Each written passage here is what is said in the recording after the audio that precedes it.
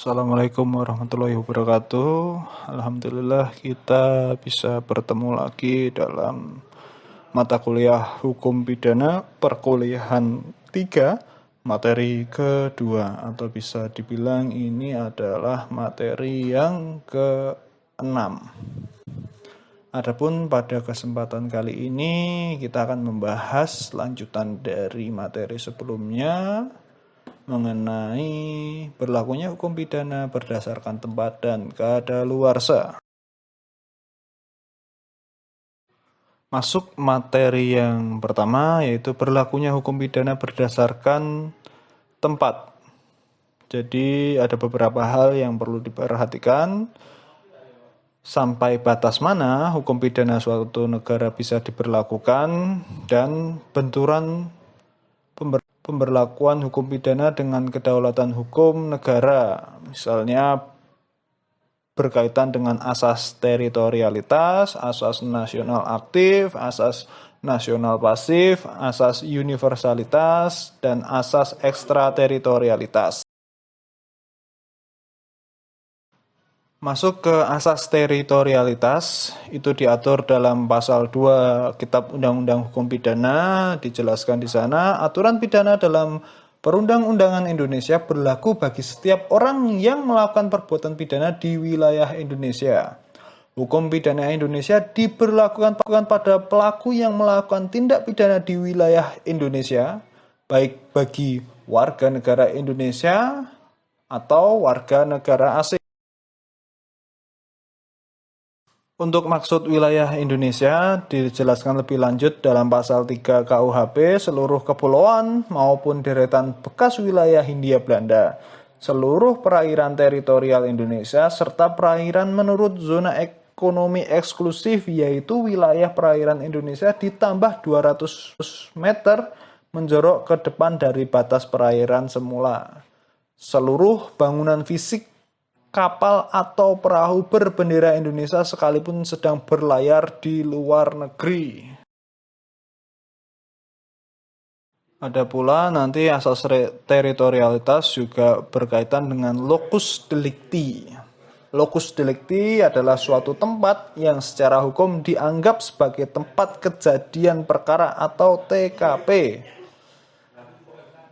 Untuk menentukan hukum negara mana yang digunakan untuk menangani perkara atau pengadilan mana yang berwenang mengadili, misalnya A di Jakarta mengirim roti beracun kepada B di Bogor. Seperti itu.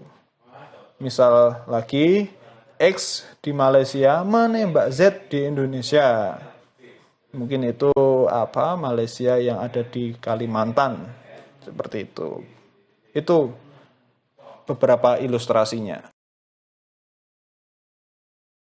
Sekarang masuk ke teori penetapan locus delicti. Jadi yang pertama adalah teori perbuatan material. Teori ini berkaitan dengan tempat di mana pelaku benar-benar melakukan dan menyelesaikan segala sesuatu sehingga perbuatannya menjadi sempurna karena telah memenuhi unsur-unsur delik atau perbuatan pidana. Penekanannya adalah tempat di mana pelaku benar-benar melakukan dan menyelesaikan segala sesuatunya. Yang berikutnya adalah teori penggunaan alat. Tempat di mana pelaku benar-benar telah menggunakan alat yang dipakai dalam pelaksanaan kejahatan tersebut. Misalnya, dia melakukan penusukan oleh seseorang. Nah, berkaitan dengan teori ini, di mana dia menggunakan alat itu, disitulah locus delicti. Sekarang kita masuk ke teori akibat. Jadi berkaitan dengan locus delicti, yaitu tempat di mana akibat suatu tindakan pidana benar-benar telah terjadi. Ada yang menyatakan bahwa teori akibat sama dengan teori penggunaan alat karena alat disebut bekerja ditandai dengan adanya akibat. Bisa saja itu berkaitan karena misalnya ada seseorang yang melakukan kejahatan pembunuhan menggunakan senjata tajam atau penusukan yang berakibat matinya seseorang.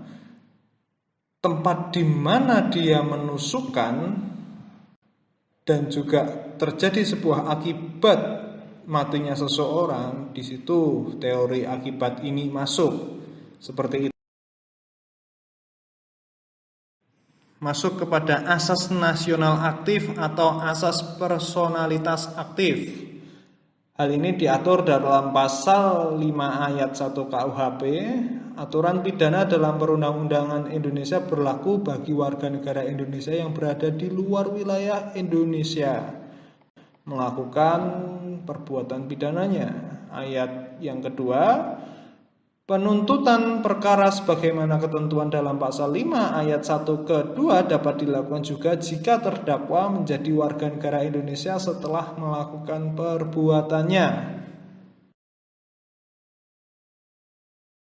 Syarat berlakunya asas personalitas aktif yaitu perbuatan yang dilakukan warga negara Indonesia di luar negeri harus merupakan tindak pidana menurut hukum Indonesia dan substansi perbuatannya ini juga cenderung mengarah kepada ancaman kepentingan nasional Indonesia, makar atau terorisme.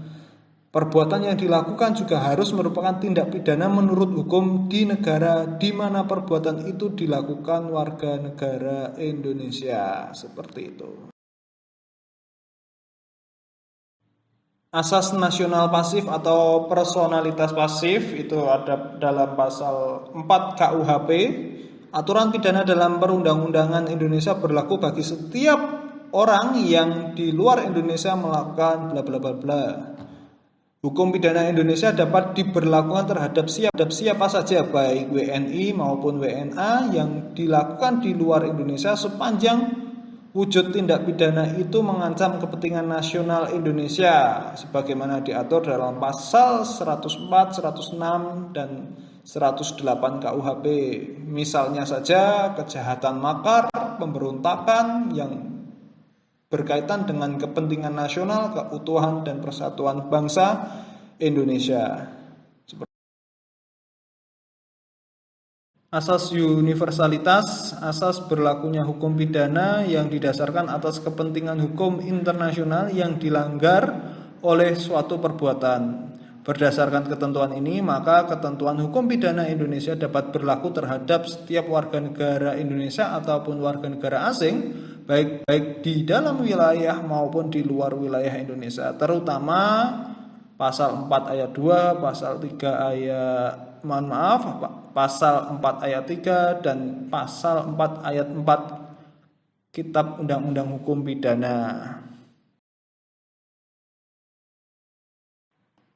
Perkecualian terhadap asas-asas berlakunya hukum pidana. Di samping berlakunya asas-asas hukum pidana menurut tempat, terdapat suatu kesepakatan dalam hukum internasional yang memberikan perkecualian terhadap asas-asas berlakunya hukum pidana menurut tempat. Pengecualian tersebut dinamakan hak ekstrateritorialitas. Seperti itu. Asas ekstrateritorialitas ini diatur dalam pasal 9 KUHP, berlakunya pasal 2 sampai 5, 7 dan 8 dibatasi oleh pengecualian yang diakui dalam dunia hukum internasional. Jadi harapannya dalam pembelajaran ini kalian juga membawa kitab undang-undang hukum pidana yang kemudian bisa langsung dicek bunyi pasal-pasal yang berkaitan seperti itu. Golongan atau orang yang mempunyai hak ekstrateritorialitas, yang pertama diplomat negara asing yang berada di Indonesia seperti duta, utusan staf kedutaan, serta keluarga mereka. Yang kedua adalah kepala negara asing yang berada di Indonesia dengan persetujuan pemerintah. Anak buah kapal perang asing yang sedang berada di Indonesia dengan persetujuan pemerintah. Angkatan perang asing yang sedang berada di Indonesia dengan persetujuan pemerintah, perwakilan badan internasional. Baik, sekarang kita masuk ke materi yang berikutnya mengenai kadaluarsa atau lampau waktu. Jadi dalam hukum pidana itu juga dikenal mengenai kadaluarsa. Kapan perbuatan pidana itu dapat dituntut dan sebagainya itu masuk di sini. Sekarang kita masuk kepada pengertian daluarsa atau verjaring. Daluarsa dikenal pada hampir semua sistem hukum termasuk perdata dan pidana. Hilangnya kewenangan penegak hukum untuk melakukan penuntutan dan atau pemidanaan terhadap pelaku suatu tindak pidana karena tenggang waktu tertentu. Ini juga berkaitan dengan asas kepastian hukum seperti itu. Argumentasi penetapan kadaluarsa menurut Profesor Mr. Pilto, hukum pada hakikatnya bersifat menyesuaikan diri untuk menerima keadaan yang ada. Jadi sifatnya adalah dinamis. Hukum menyingkir terhadap keadaan nyata yang tidak dipersoalkan pada tenggang waktu tertentu. Tidak peduli apakah karena tindak pidana itu belum diketahui ataupun karena tindak pidana yang mengadukan dugaan terjadinya tindak pidana hingga lewatnya waktu tertentu. Selanjutnya, kekuatan daya ingat manusia yang terbatas akan pudar dan demikian juga kebutuhan untuk mengadili dan menghukum baik dari sudut pembalasan maupun dari prevensi umum atau khusus. Pada akhirnya, yang bersangkutan suatu saat harus mencapai titik balik dari ketakutan dan kekhawatiran, yakni keyakinan dan ketenangan bahwa ia sudah terbebas dari ancaman eksekusi pidana. Pengecualian pelaku, rasa resah dalam jangka waktu tertentu sebagai pengganti dari hukuman atau hamil, agar ada kepastian hukum bagi pelaku. Jadi ini juga memperhatikan nilai-nilai hak asasi manusia, khususnya berkaitan dengan pelaku. Kadaluarsa dalam penuntutan. Pasal 78 KUHP ayat 1, kewenangan menuntut pidana hapus karena daluarsa yang pertama terhadap semua pelanggaran dan kejahatan yang dilakukan dengan percetakan sesudah 1 tahun atau pemalsuan. Kedua, terhadap kejahatan yang diancam dengan pidana denda, pidana kurungan atau pidana penjara paling lama 3 tahun sesudah 6 tahun. Misal pasal 281 mengenai pelanggaran kesusilaan, itu batas daluarsanya di situ. Selanjutnya yang ketiga, terhadap kejahatan yang diancam dengan pidana penjara lebih dari 3 tahun sesudah 12 tahun, pasal 372 penggelapan, pasal 378 curang, pasal 338 pembunuhan. Itu setelah 12 tahun berselang, itu dinamakan daluarsa. Yang keempat, terhadap kejahatan yang diancam dengan pidana mati atau pidana penjara seumur hidup sudah 18 tahun, pasal 339, pasal 340 pembunuhan berencana. Ayat 2-nya, bagi orang yang pada saat melakukan perbuatan umurnya belum 18 tahun, masing-masing tenggang di atas dikurangi sepertiganya. Misalnya perbuatan pidana itu dilakukan oleh seseorang yang belum 18 tahun, daluarsa dari masing-masing kejahatan itu dikurangi sepertiganya, seperti itu. Mulainya daluarsa penuntutan. Pasal 79 KUHP 1, dimulai keesokan harinya setelah perbuatan pidana dilakukan. Yang kedua, pengecualian A, pemalsuan atau perusakan mata uang sejak perusakan atau mata uang digunakan. B, kejahatan dalam pasal 328, 329, 330 dan 333 penculikan, penghilangan kemerdekaan orang lain dimulai saat korban dibebaskan atau meninggal. C, pelanggaran pasal 556 sampai pasal 558A, pelanggaran kelengkapan berkas dimulai dari adanya kewajiban untuk dipindahkan ke kantor paniterai atau catatan. Selanjutnya, setiap tindakan penuntutan menghentikan daluarsa asal tindakan itu diketahui oleh orang yang dituntut atau telah diberitahukan kepadanya menurut cara yang ditentukan dalam aturan-aturan umum. Jika ada penghentian penuntutan dimulai tenggang daluarsa baru, penundaan penuntutan pidana berhubungan dengan adanya perselisihan prayudisial menunda daluarsa.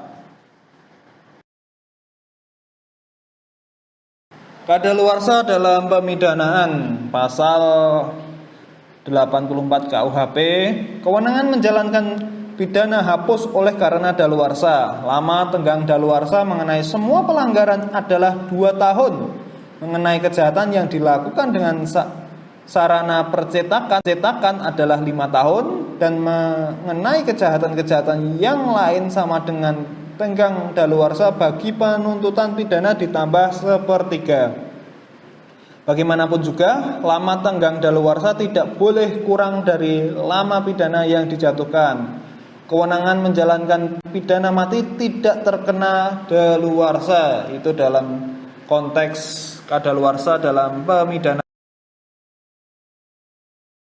Dimulainya daluarsa dalam pemidanaan pasal 85 KUHP, berlakunya keesokan harinya setelah putusan pengadilan dapat dilaksanakan. Jika melarikan diri dari pemidanaan, maka dihitung sejak esok harinya setelah dia melarikan. Jika ada pelepasan bersyarat, daluarsa dimulai pada esok harinya setelah pelepasan bersyarat itu dicabut. Bagaimana jika daluarsa tetap dituntut atau dipidana? Yang pertama, jelas terjadi pelanggaran atas undang-undang, karena undang-undang juga mengatur daluarsa baik dari penuntutan hingga pemidanaan, dapat dilaporkan sebagai pelanggaran HAM bagi tersangka atau terdakwa yang demi hukum berhak diterapkannya ketentuan mengenai daluarsa terhadap dirinya. Dalam hal ini adalah tersangka atau terdakwa. Penegakan hukum tidak boleh diwarnai atau diintervensi opini publik yang euforia terhadap penegakan keadilan yang berlebihan sehingga melanggar hak asasi tersangka atau terdakwa. Jadi jelas memang hakim dalam melakukan peradilan, khususnya penegakan hukum, tidak boleh diintervensi oleh siapapun, bahkan oleh opini publik yang euforia terhadap penegakan keadilan yang berlebihan. Untuk kadaluarsa tindak pidana khusus, mengikuti aturan daluarsa dalam KUHP selama tidak ditentukan lain dalam undang-undang pidana khusus. Korupsi tidak diatur daluarsa khusus, maka mengikuti aturan umum dalam KUHP tentang daluarsa. Contoh, pasal 2 Undang-Undang 20 tahun 2001 junto pasal 2 Undang-Undang nomor 31 tahun 1999, pidana maksimal adalah pidana mati. Maka daluarsa penuntutan setelah 18 tahun dan tidak ada daluarsa pemidanaan. Seperti itu ketentuannya. Itu saja teman-teman yang dapat saya sampaikan. Kurang lebihnya saya mohon maaf. Semoga kita bisa melanjutkan materi ini, perkuliahan ini dalam forum diskusi tanya jawab secara langsung, baik bertanya dengan dosen atau saling menanggapi oleh teman-teman mahasiswa, yang kemudian kalian bisa melakukan menjawab soal pertanyaan sesuai ketentuan yang berlaku. Itu saja dari saya, kurang lebihnya saya mohon maaf. Wabillahi taufiq wal hidayah. Wassalamualaikum warahmatullahi wabarakatuh.